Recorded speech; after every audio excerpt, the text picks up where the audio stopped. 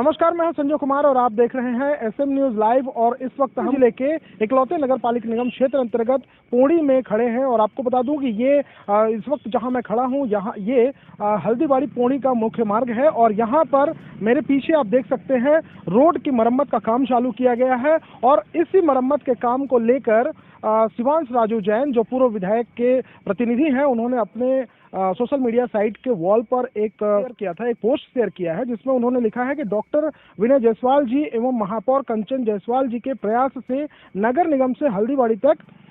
पूर्व स्वीकृत डामर रोड का कार्य आज से प्रारंभ हुआ है। ये पिछले दिन का इनका पोस्ट है। तो आज जब हम यहाँ से गुजर रहे थे तो हमने देखा कि काम चालू है, लेकिन यहाँ जब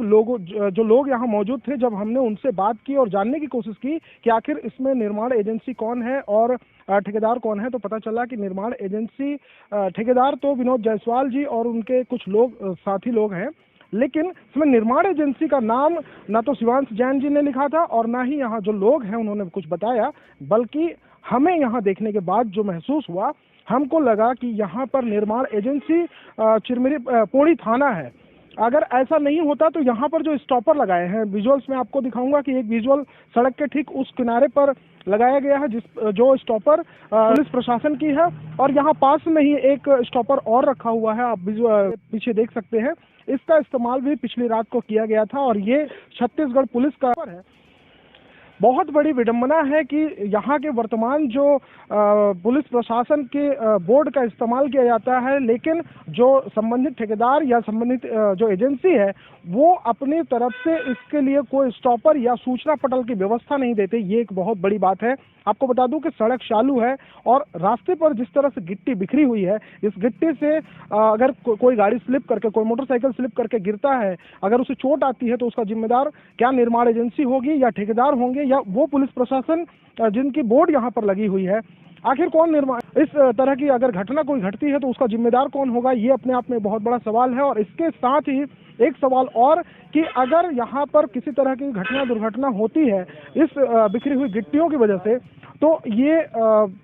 ठेकेदार भी इसमें चुप्पी साधे बैठे रहेंगे। और मैं आपको बता दूं कि जो गिट्टियों की जो हालत मैं आपको दिखा सकता हूं, गिट्टियों की जो हालत है वो हालत को भी देखकर ऐसा लग रहा है कि गिट्टियों की हालत को देखकर ऐसा लग रहा है कि इसमें डामर का जो रेशियो होना चाहिए, जो मात्रा होनी चाहिए, उतनी मात्रा में डामर नहीं डाले गए थे, जिसकी वजह से पूरे जो गिट्टी है वो छिटक रहे हैं सड़कों से। मोटरसाइकिलों और जो गाड़ियां जा रही हैं उनके टायर के नीचे से वो जिस तरह से छिटक रहे हैं वो भी किसी को लग सकता है और इससे भी कोई दुर्घटना घट सकती है। लेकिन इसका जिम्मेदार कौन होगा, ये अपने आप में एक बहुत बड़ा सवाल है। बात करेंगे पोड़ी थाना प्रभारी से और जानने की कोशिश करेंगे कि आखिर यहाँ जो बोर्ड लगाए गए हैं, ये जो स्टॉपर का इस्तेमाल किया गया है, क्या इसके लिए पुलिस प्रशासन से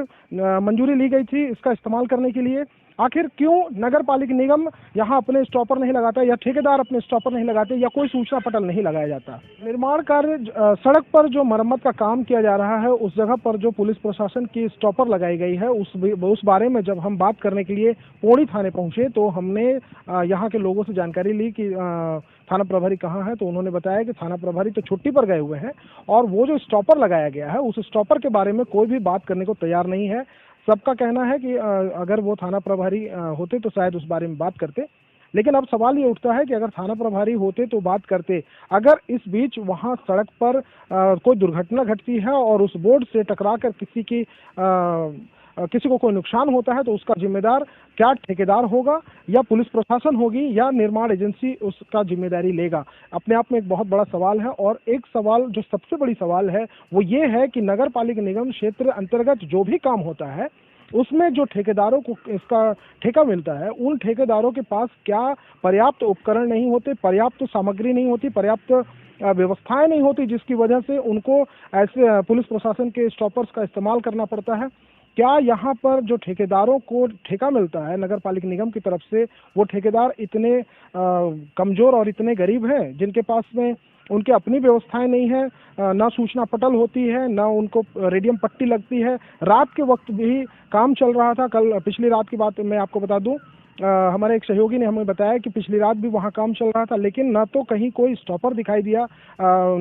ठेकेदार की तरफ से ना कोई स्टॉपर लगाया गया था, ना रेडियम पट्टी लगाई गई थी, ना कोई सूचना पटल था। इस तरह से अगर काम किया जा रहा है और उसका नुकसान अगर किसी को झेलना पड़े तो वो नुकसान का जिम्मेदार कौन होगा, ये अपने आप में बहुत बड़ा सवाल है।